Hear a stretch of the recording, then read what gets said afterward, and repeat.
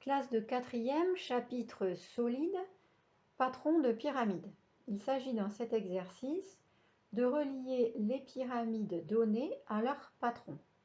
La difficulté ici est double puisqu'il faut comprendre la lecture des dessins en perspective et la lecture des patrons. Pour un peu plus de visibilité, j'ai tracé en orange les hauteurs des deux premières pyramides. Les pyramides sont toutes à base carrée, puisqu'on le voit sur les patrons, toutes les bases sont des carrés. La première pyramide est donc une pyramide régulière, puisque la hauteur commence au sommet et descend jusqu'au centre de la base. La pyramide régulière, c'est celle-ci. Voilà, j'ai fait en géomag la pyramide qui correspond à ce dessin en un petit peu moins pointu pour des raisons de facilité pour mon dessin. Alors, quel patron va correspondre à la pyramide numéro 1? Bien, une pyramide régulière, d'après la leçon, c'est une pyramide dont la base est un polygone régulier, ici un carré, dont le sommet est exactement au-dessus du centre de la base. Donc ici, c'est bien ce que l'on a ici. Toutes les faces latérales sont des triangles isocèles égaux. Ils sont tous identiques, ils ont tous exactement les mêmes dimensions. Et donc, le patron qui va correspondre, c'est ce patron ici. La pyramide 1 a comme patron le patron numéro 2. Maintenant, je vais essayer de démonter cette pyramide et de faire en sorte que vous y voyez un tout petit peu quelque chose. Je vais la démonter pour obtenir cette pyramide-là. Donc, je vais devoir mettre sur la face avant ici, au lieu de la garder comme cela, je vais casser. Voilà, j'enlève le sommet, c'est fait. Et je vais positionner la hauteur, voilà, bien verticale au-dessus, ici, de ce sommet.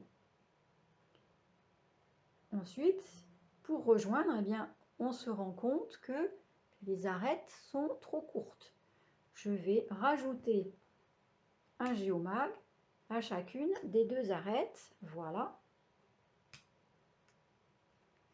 Et je vais remettre mon sommet. J'obtiens quelque chose, donc je pense qu'on voit à peu près cette fois-ci, voilà. Donc le triangle rectangle qui est ici, le voici, là. Si je tourne, je me rends compte qu'ici aussi j'ai un triangle rectangle. Et la quatrième arête latérale que j'ai mise ici, qui est beaucoup trop courte en fait pour pouvoir accrocher mon sommet. Voilà, il faudrait que je puisse l'agrandir. Je viens de l'agrandir là. Voilà, elle est encore un tout petit peu petite, mais on se rend mieux compte de ce que ça donne. Alors, quel va être le patron qui va ressembler à ça? Donc, on voit bien ici cette première face qui est un triangle rectangle, comme ici, comme là. Et la deuxième juste à côté qui est aussi un triangle rectangle. Alors, je vais essayer un truc un petit peu plus compliqué, c'est-à-dire que je vais démonter ici cette arête. Elle est perpendiculaire à celle-ci. Et puis, c'est la même arête qui était perpendiculaire de l'autre côté. Alors, on ne voit pas bien, c'est difficile de savoir où poser sa main. Voilà. Et donc, je vais avoir un début de patron un peu comme ça. Et ensuite, les deux autres triangles. Alors, quel patron commence un peu comme ça? Eh bien, c'est celui-ci. Orienté dans l'autre sens. Voilà, mais c'est celui-ci. Vous voyez? Voilà. Les deux faces qui étaient des triangles rectangles, voilà, se rejoignent comme cela. Et la dernière arête, comme ceci. Vous voyez? Donc là, c'est un peu étrange parce que j'ai mis deux fois la même arête. Je l'enlève. Voilà. Alors, je ne sais pas si ça a été compréhensible ou pas. J'espère que ça vous a un peu aidé quand même. Je vais la publier quand même, cette vidéo, tout en étant bien consciente que ce n'est pas une grande réussite. On est d'accord que ici et là, ce sont les deux triangles isocèles qui correspondent à la face avant ici et à la face qui est sur le côté là derrière. Face sur le côté là derrière. Voilà. Et donc, à la troisième pyramide correspond le patron numéro 3. Alors ici, la hauteur, elle s'est retrouvée comme cela, c'est-à-dire elle est dans la face arrière. Je vais essayer de vous montrer un petit peu avec la pyramide, même si ce que je fais n'est pas toujours une grande réussite. Donc je démonte à nouveau ma pyramide de Geomag. Et je vais refaire la face avant, oui tout à fait.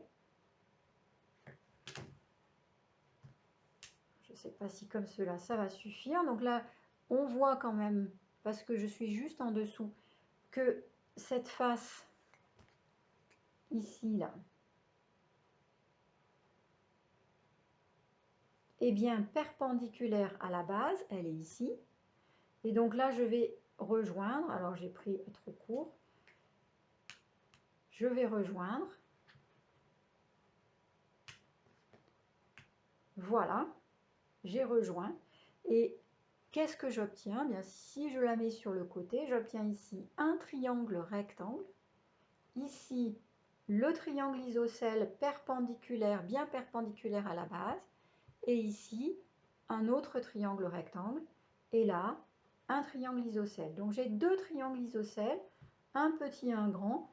C'est pas manifeste sur ce dessin qui est trop petit. D'accord? Le petit étant bien perpendiculaire à la base. C'est celui-là. Et derrière ce grand ici, que je vais mettre ici en rose, il devrait être plus grand sur le dessin du patron. Et on repère bien les deux triangles rectangles qui montrent que cette face ici est bien perpendiculaire à la base. C'est bien un angle droit, c'est bien perpendiculaire à la base. Vous voyez? Voilà. Alors, comment être vraiment sûr si on n'a pas de Geomag et comment se retrouver? Eh bien, cette face ici est perpendiculaire à la base, donc elle va être perpendiculaire à n'importe quelle droite de la base. Donc, ce côté ici, cette arête est forcément perpendiculaire au sol. Donc, perpendiculaire ici et là. Ces deux-là sont obligatoirement perpendiculaires. Voilà. J'espère que cela vous a un tout petit peu aidé quand même et que vous avez un tout petit peu mieux compris comment ça fonctionne. En tout cas, en essayant de refaire ces mini patrons, puisque je vous ai donné un document agrandi, je pense qu'en essayant de les découper et de les coller, ou de les scotcher en tout cas, vous avez peut-être pu reconnaître ces deux pyramides-là, et donc en déduction, la dernière était trouvable. Bien. Bonne continuation, j'espère que ces exercices sur les patrons vous intéressent. Et de toute façon, le mieux, c'est d'essayer et de manipuler. Bonne continuation à tous.